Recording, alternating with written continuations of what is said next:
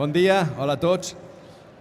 A veure, evidentment, el primer de tot, una gran il·lusió de ser partícips d'un fet històric. Que Bola de Drac, després de tants anys, es pugui veure per pantalla gran, per cinema, realment és un fet històric que estic convençut que molts de nosaltres fa anys no ens ho haguéssim ni plantejat ni imaginat. I des d'aquí agrair l'esforç que ha fet Selecta per aconseguir-ho. I a part d'això, quan em van oferir de dirigir la pel·lícula, una cosa ho teníem clar, tant jo que Selecta i com jo mateix i com tots els responsables del doblatge d'aquesta pel·lícula. No podíem perdre l'esperit de Bola de Drac. Què volia dir això? Com sabeu, jo vaig dirigir el CAI.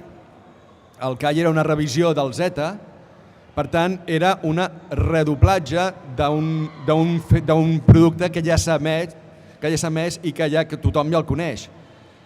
Per tant, tenia una mica de via lliure per fer algunes coses que no havíem fet amb el Zeta, com per exemple és amb el tema dels crits, com ja sabeu, no? Però amb la pel·lícula ho teníem clar que era com si tu veus el Zeta i quan acabes de veure el Zeta veus la pel·lícula. Per tant, volíem continuar amb l'esperit que tothom coneix del Bola de Drac. Què vol dir això?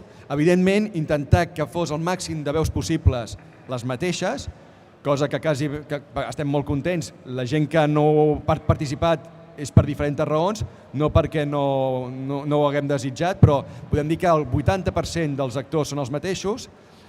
I després que, com sabeu vosaltres, Bola de Drac Zeta, una de les particularitats que més els agrada als fans és que els crits són en original.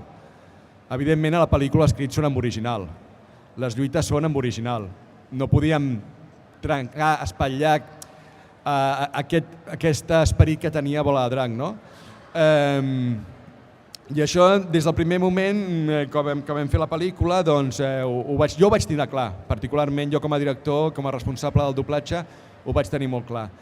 La pel·lícula, a més, pels qui no l'hagin vist, molts l'heu vista ja en japonès, suposo que estic convençut que la voldreu veure en català, té unes particularitats, que té uns personatges molt entranyables que no acostumen a sortir tant o que són coneguts molt amb el Bola de Drac.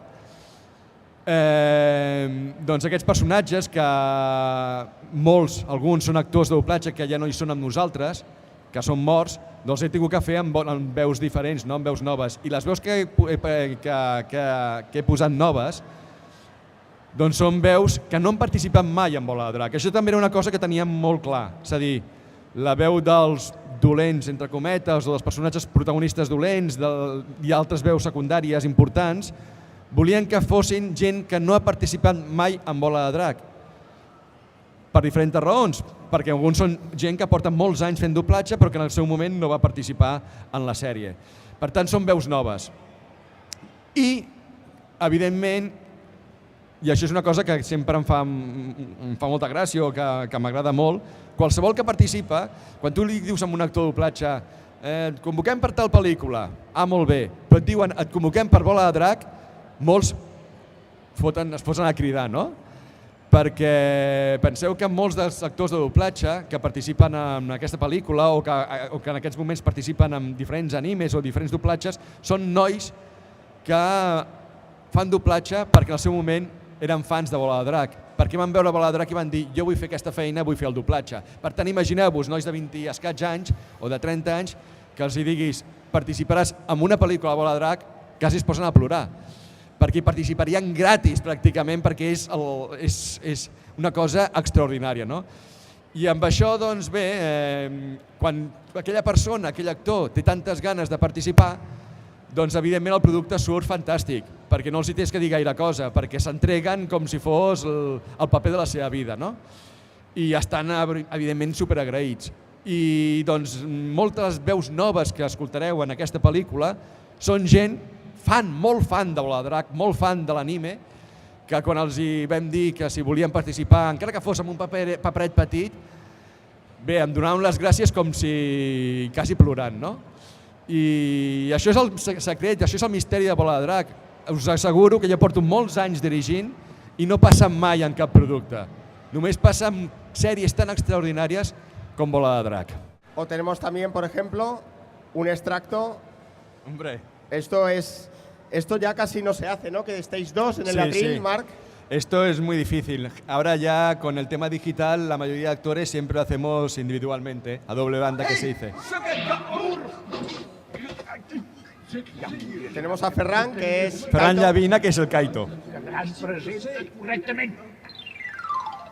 Oh, hola, com està?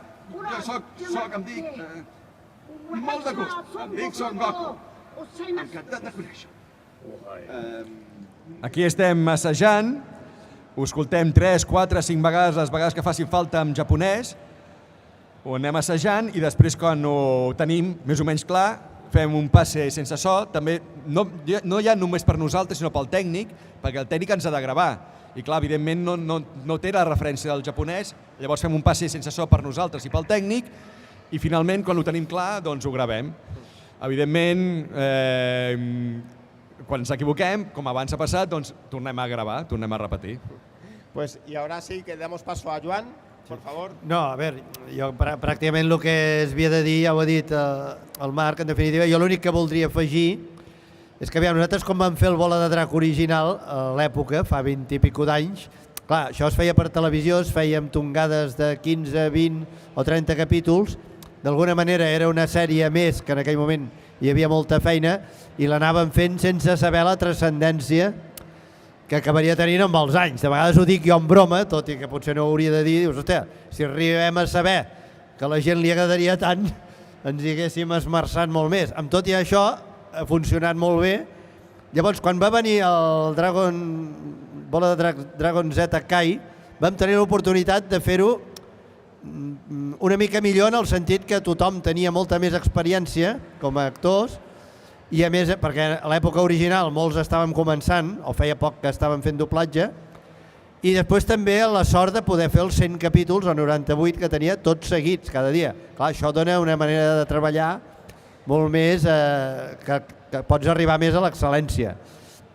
Hi ha gent que diu, no home, no, clar, que no hi ha res com el Z i tal. Bueno, has de respectar-ho perquè és una cosa que entra dintre ja de les preferències personals. En el cas de la pel·lícula, jo el que destacaria és que és la primera vegada que em trobo, jo particularment, podent fer el Vegeta, diguéssim, amb tot el temps del món, el que deia el Marc, assajant 3 o 4 vegades, sense so, si m'equivoco no passa res, el torno a fer, ara deixa'm-ho provar així, ara una mica més esperat i tal, perquè normalment, aviam, el doblatge és una indústria i has d'anar avançant i en unes hores i tal, llavors tampoc t'hi pots entretenir. En el cas del que ells han dit, Selecta Vision, doncs aposta molt per fer-ho en pantalla gran.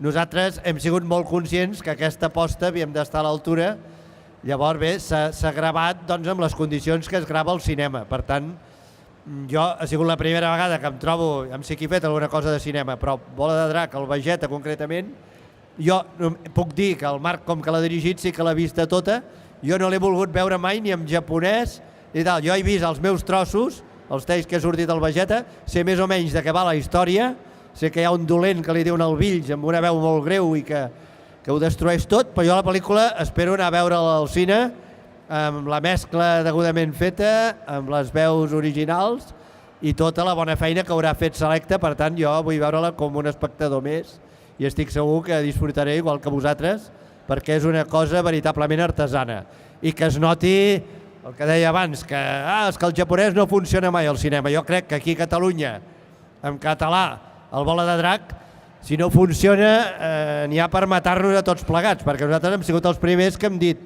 cada vegada que hem anat a parlar pel món del nostre llibre i d'aquestes coses que fem, i aquí el Saló del Manga i el Saló del Còmic, la pregunta que més ens han fet és, escolta, es doblarà la Batalla dels Déus?